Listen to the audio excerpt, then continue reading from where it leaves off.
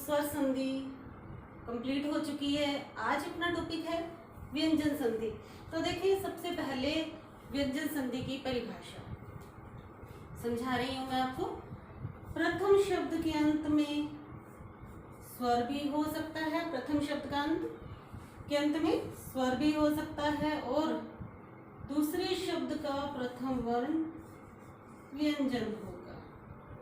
और यदि प्रथम शब्द के अंत में व्यंजन है, अंतिम वर्ण यदि व्यंजन है, तो दूसरे शब्द का प्रथम वर्ण क्या होना चाहिए? स्वर होना चाहिए। आगे देखिए, दोनों तरफ व्यंजन भी हो सकते हैं।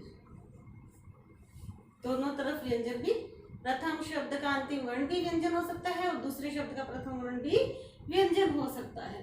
तो चले देखिए, पहला नियम क्या कहता है?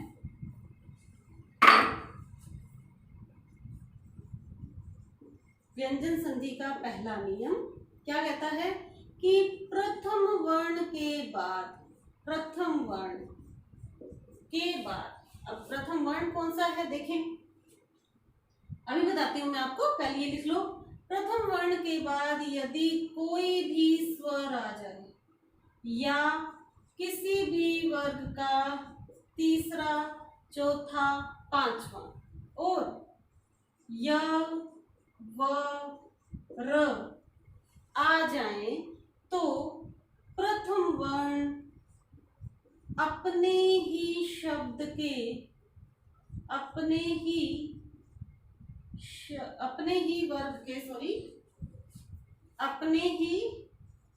वर्ग के तीसरे में बदल जाएगा।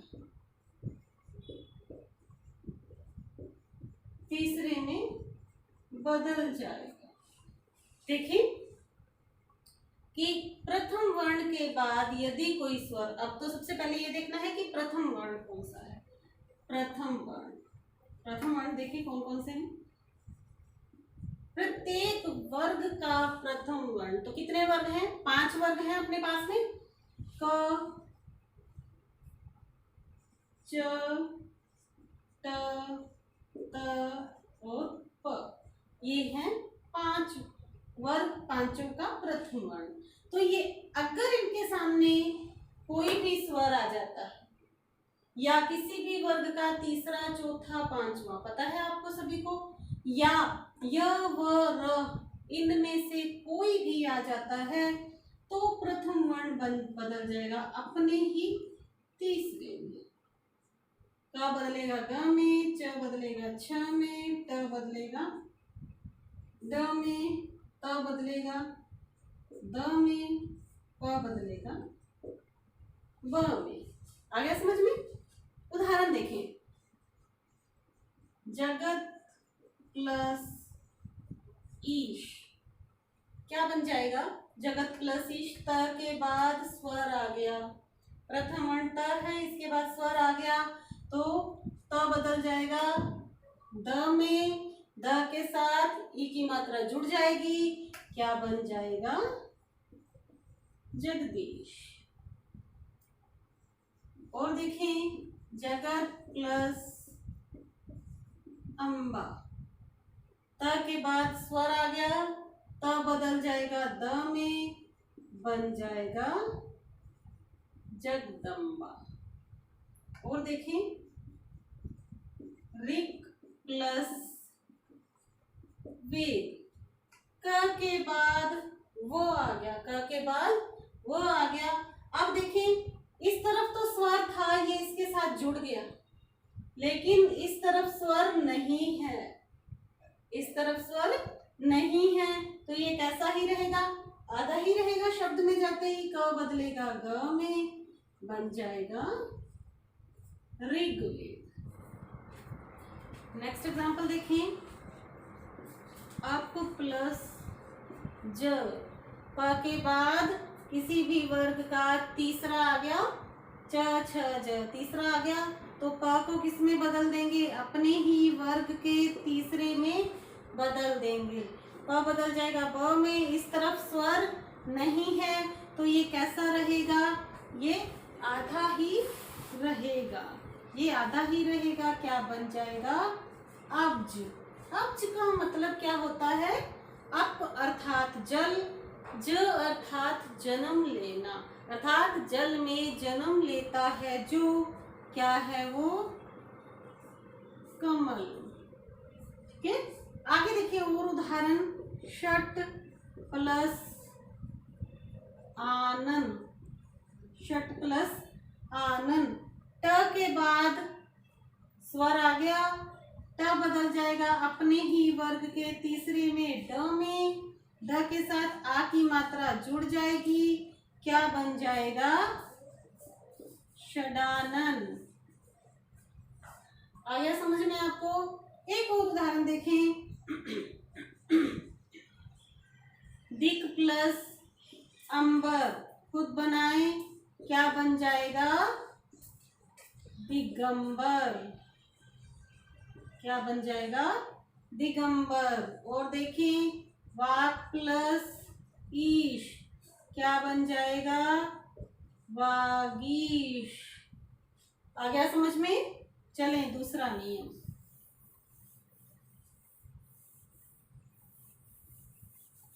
दूसरा नियम क्या कहता है कि प्रथम वर्ण के बाद, प्रथम वर्ण के बाद यदि किसी भी वर्ग का पंचमा अक्षर आ जाए, किसी भी वर्ग का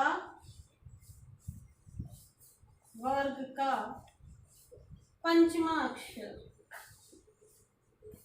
पंचमा अक्षर मैंने करवाए हुए हैं आपको, पंचमा अक्षर आ जाए तो प्रथम वर्ण अपने ही वर्ग के, अपने ही वर्ग के पंचमाक्षर में बदल जाएगा, अपने ही वर्ग के पंचमाक्षर में बदल जाएगा। देखें कैसे कि पहले तो ये देखो, किसी भी वर्ग का पंचमाक्षर अंग, य, अण, न और म, तो देखें ये तीनों तो आएंगे नहीं, तो ये दो ही बचे।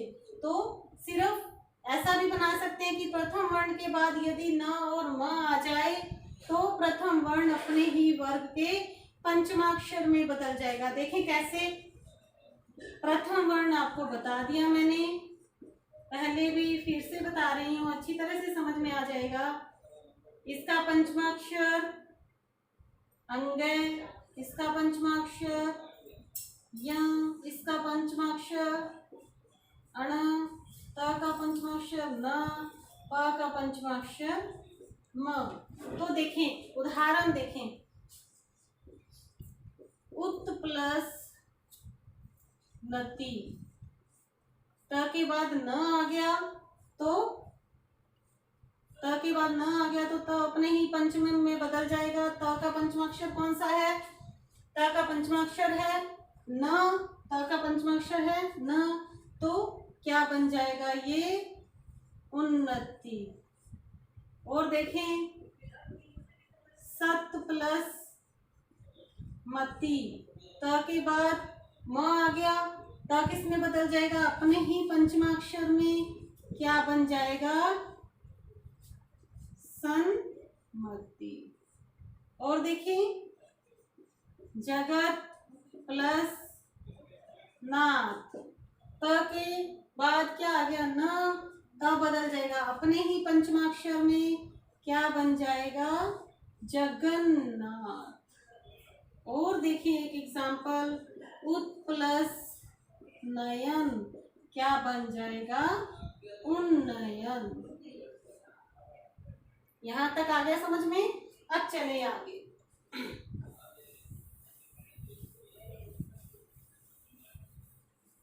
नियम नंबर 3, नियम नंबर 3 क्या कहता है?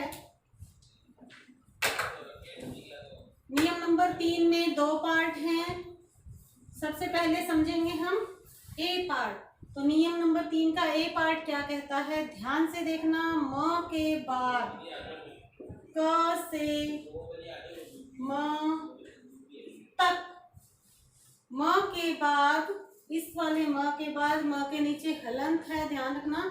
म के बाद क से म तक, क से लेकर म तक कोई भी वर्ण आ जाए, क से म तक कोई भी वर्ण आ जाए, तब ये म किसमें बदल जाएगा? सामने वाले के पंचमाक्षर में। सामने वाले वर्ण के वर्ग के पंचमाक्षर में बदल जाएगा। पहले वाले नियम में क्या था कि स्वयं के पंचमाक्षर में बदलेगा, अब क्या करना है? सामने वाले के पंचमाक्षर में बदलना है। तो सामने वाले सबका पंचमाक्षर आपको ध्यान है, यहाँ लिखने की जरूरत नहीं है। उदाहरण देखें, अहम प्लस कार, अहम प्लस कार। तो देखें म के बाद क आ गया, तो क के पंचमाक्षर में बदलेगा। ये किस में बदलेगा? क के पंचमाक्षर में बदलेगा। ध्यान रखना, क का पंचमाक्षर क्या है? अंग, इसमें बदल जाएगा। तो देखें, म को बदलना है तो म की जगह पर ही लिख देंगे अपने। ये क्या बन जाएगा? अहंकार। पहले जो थे अपने जितने भी ग्रंथ हैं उन सब में ऐसा ही लिखा जाता था। बाद में एक समिति बनी और उसमें सबको किसमें बदल दिया? सभी पंचमाक्षर को किसमें बदल दिया? अनुस्वार में बदल दिया। अर्थात अपने इनकी जगह पर अनुस्वार लगा सकते हैं। तो आगे देखिए और एग्जाम्पल, सम प्लस धी, म के बाद ध, ध कौन से वर्ग में आता है? त वर्ग में। त वर्ग का पंचमाक्षर क्या है?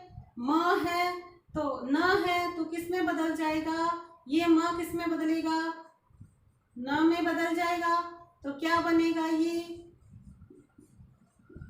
संधि। आ गया समझ में? और उदाहरण देखें, और उदाहरण देखें, सम प्लस चय, च सामने वाले का पंचमाक्षर में बदलना है, म को किस में बदलेगा? संचय। आ गया समझ में? और देखें, सम प्लस जय, म किस में बदलेगा? ज के पंचमाक्षर में। आ गया समझ में? चलें आगे चलें। अब देखें तीसरे का बी पार्ट देखें क्या है। पहले वाले पार्ट में मैंने क्या करवाया था कि म के बाद क से म तक कोई वर्ण आ जाए तो म किस में बदल जाएगा? अपने सामने वाले वर्ग के पंचमाक्षर में बदलेगा। तो म, क से म के अलावा भी वर्ण बच गए। तो देखें तीसरे का बी पार्ट में देखें, म के बाद यदि क से म के अलावा कोई भी वर्ण आ जाए, कोई भी वर्ण आ जाए तो क्या करना है? म को बदल देना है अनुस्वार में। म की जगह आपको क्या लगा देना है? अनुस्वार लगा देना है।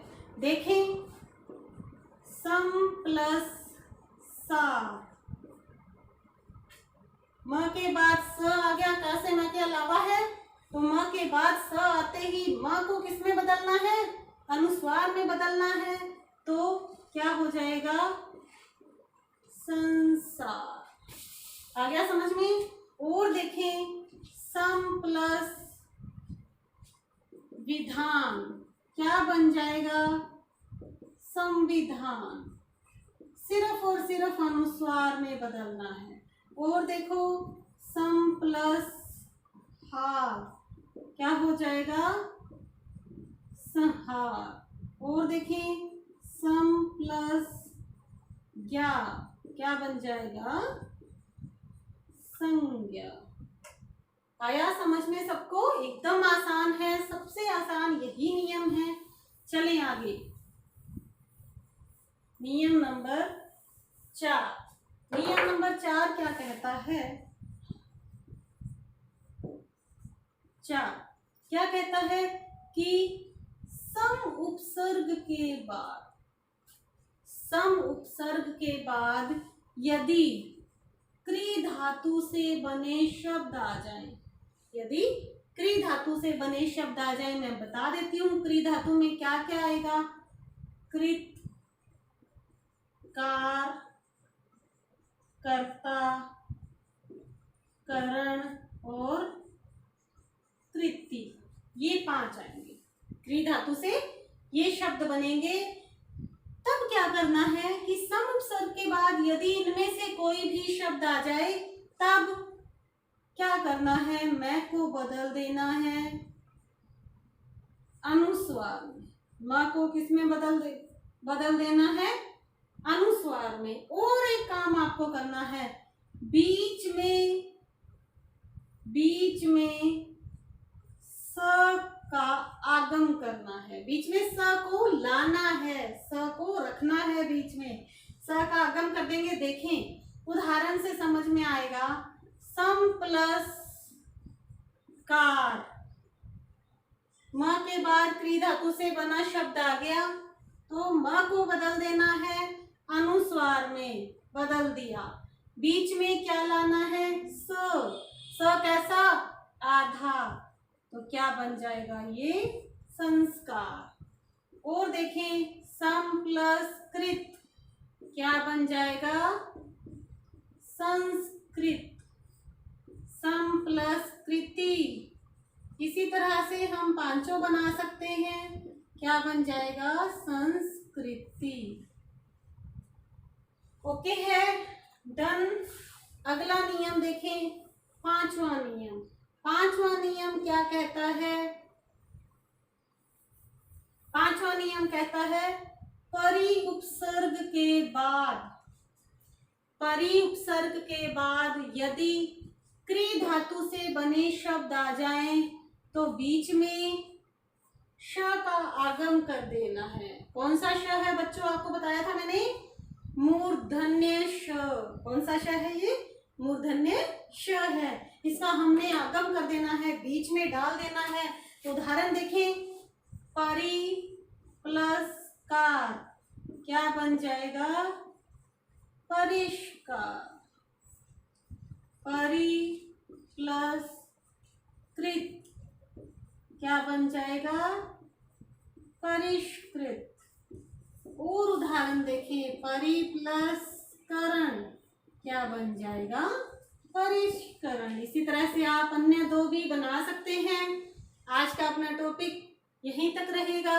व्यंजन संधि अभी जारी रहेगी। अपने कल फिर मिलेंगे व्यंजन संधि के साथ। इसकी एग्जांपल्स मैं डिस्क्रिप्शन में दिए हुए PDF में डाल दूंगी। आप इसके उदाहरण करके देखिए अच्छी तरह से।